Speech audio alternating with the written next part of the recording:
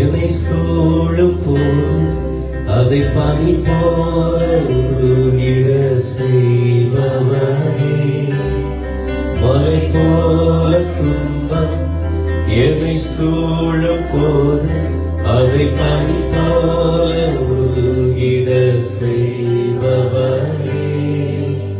கண்மணி போல் என்னை காப்பவரே. உள்ள கையில் பொறித்தென்னை நினைப்பவரே. கண்மணி போல் என்னை காப்பவரே. உள்ள கையில் பொறித்தென்னை நினைப்பவரே. நீ போதும் என் ஏசையா, நீ போதும் என் வாழ்விலே. நீர் போதும் என்